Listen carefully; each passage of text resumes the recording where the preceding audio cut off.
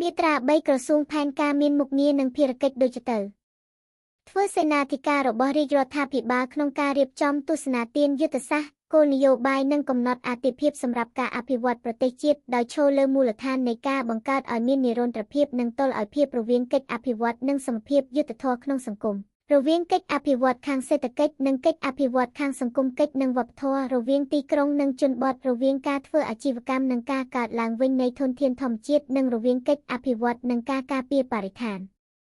ទឹកនោមនិងគ្រប់គ្រងវិធីសាស្ត្រនិងបែបបទក្នុងការរៀបចំផែនការស្តីពីការអភិវឌ្ឍសេដ្ឋកិច្ចសង្គមកិច្ចតាមប្រព័ន្ធវិមជ្ឈការក្នុងក្របខ័ណ្ឌទូទាំងប្រទេស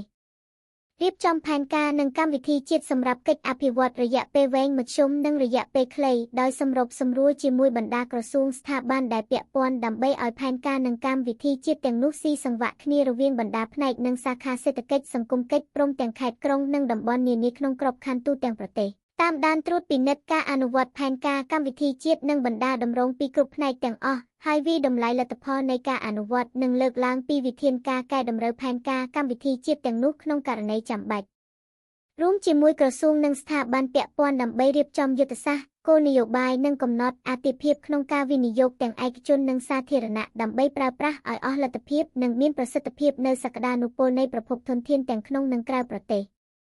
សហការជាមួយក្រសួងសេដ្ឋកិច្ចនិងហិរញ្ញវត្ថុសាធារណៈប្រចាំឆ្នាំដើម្បីកំណត់និងបែងចែកទុនវិនិយោគរួមជាមួយក្រសួងនិងស្ថាប័នពាក់ព័ន្ធដើម្បីរៀបចំយុទ្ធសាស្ត្រគោលនយោបាយនិងកំណត់អាទិភាពក្នុងផែនការសហប្រតិបត្តិការសេដ្ឋកិច្ចសង្គមកិច្ចវប្បធម៌និងវិទ្យាសាស្ត្របច្ចេកទេសជាមួយបរទេសឲ្យស៊ីសង្វាក់គ្នាជាមួយនឹងទិដៅនិងគោលនយោបាយអភិវឌ្ឍជាតិរួមជាមួយក្រសួងនិងស្ថាបនពាក់ព័ន្ធដើម្បីរៀបចំគោលនយោបាយប្រជាសាស្ត្រនិងផែនការសកម្មភាពស្តីពីការបែងចែកកម្លាំងពលកម្មសង្គមឲ្យមានតុល្យភាពធានាដល់កិច្ចអភិវឌ្ឍសេដ្ឋកិច្ចសង្គមកិច្ចនិងការការពារជាតិធ្វើការអង្កេតនិងការសិក្សាស្រាវជ្រាវដែលចាំបាច់ក្នុងការបំពេញមុខងារនិងភារកិច្ចរបស់ខ្លួនគ្រប់គ្រងព័ត៌មានស្ថិតសេដ្ឋកិច្ចសង្គមកិច្ចនិងប្រជាសាស្ត្រក្នុងក្របខ័ណ្ឌទូទាំងប្រទេសគ្រប់គ្រងប្រព័ន្ធថតស្ថិតជាតិកម្ពុជាតាមការចងក្រងណែនាំអនុវត្តវិធីប្រើចំណាត់ថ្នាក់ស្ថិតនិងគំរូតារាងឯកភាពក្នុងការបំពេញនិងការប្រមូលយកព័ត៌មានស្ថិតណែនាំអនុវត្តវិធីសាស្ត្រនិងរូបមន្តគណនាទិន្នន័យស្ថិតឯកភាពក្នុងទូទាំងប្រទេសរៀបចំវិធីសាស្ត្រធ្វើជំរឿនធ្វើអង្កេតនិងអនុវត្តការធ្វើជំរឿនការធ្វើអង្កេតប្រជារាស្ត្រសេដ្ឋកិច្ចសង្គមកិច្ចកម្ពុជា